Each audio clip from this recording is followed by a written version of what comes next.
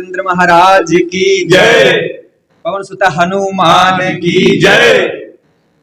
आप सभी धर्म प्रेमी बंधुओं को सूचित किया जाता है कि श्री राम जन्मभूमि प्राण प्रतिष्ठा महोत्सव जो 21 जनवरी को रविवार के दिन रखा गया है, तो ये उत्सव बड़ी ही धूमधाम से मनाया जाएगा और दिव्य श्री रघुनाथ रथ यात्रा महोत्सव, भगवान की शोभा यात्रा जैसे निकाली जाती है वैसे ही निकाली जाएगी। बहुत ही भव्य प्रोग्राम होगा। तो आप सभी धर्म प्रेमी बंधुओं को ये कहते हुए आपसे निवेदन करते हैं कि 21 जनवरी को 11 बजे से लेके ये शोभा यात्रा जो शुरू हो रही है, 11 बजे आप सब राधा कृष्ण रामबाग मंदिर में आकर, और आप स्वयं भी आएं, बच्चों को भी लाएं, क्योंकि राम जी का भव्य स्वागत करना है सबने। तो सब आएं और शोभा यात्रा में सम्मिलित हों। तो ये जो सारा जो जिनका आशीर्वाद है वो हमारे परम पूज्य श्री राजेंद्राचार्य जी और उनके जो सानिध्य में आए हैं वो भाई श्री कुसुम जी रामायणी, जो श्री राम जी का बहुत ही सुंदर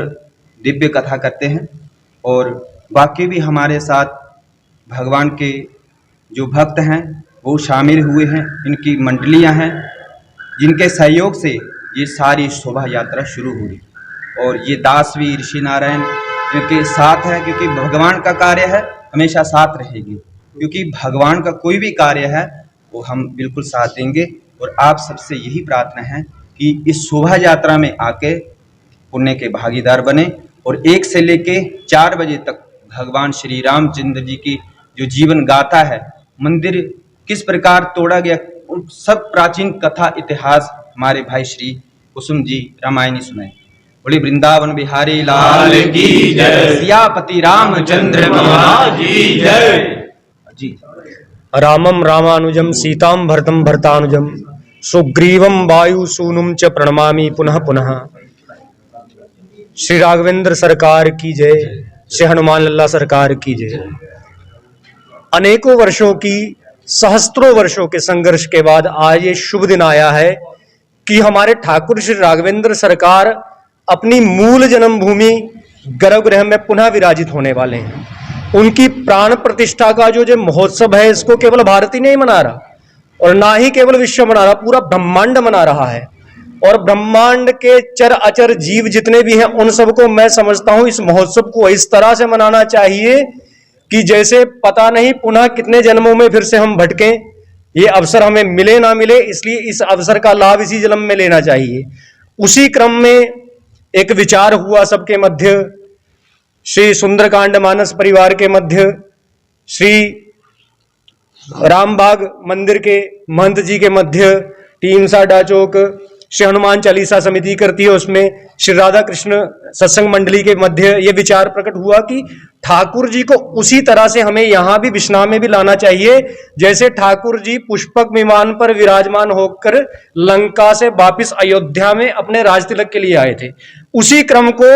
उस पल को अनुभव करने के लिए हम सब ने ये सोचा कि हम रथ पर ही राम जी को परिक्रमा करके, इस नगर की परिक्रमा करके ठाकुर जी को राम जी के बाग में पुनः स्थापित करेंगे और इस महोत्सव को ऐसा मनाएंगे जैसे सप्तपुरियों में प्रधान श्री अयोध्या जी में मनाया गया। उसी क्रम में हमने आपको ये सूचना दी है, प्रातः 11 बजे रामबाग मंदिर से यात्रा शुभारंभ होगा और 1 बजे पुनः रामबाग मंदिर में ही इसका समापन होगा। 1 बजे से लेकर के 4 बजे तक ठाकुर जी का जन्म कथा जो है, प्राकट्य कथा, उस पर जन्मभूमि में जो जो संघर्ष हुए, जिन जिन का बलिदान हुआ, जिन जिन के सिर उसमें नींव के पत्थर बन के आज लगे हैं, जिस पर वो भव्य महल खड़ा है, उन सबको भी हम याद करके उनको श्रद्धा सुमन अर्पित करेंगे और ठाकुर जी का ये महापर्व इस प्रकार से मनाएंगे जिस प्रकार में अयोध्या जी में अमावस की काली रात को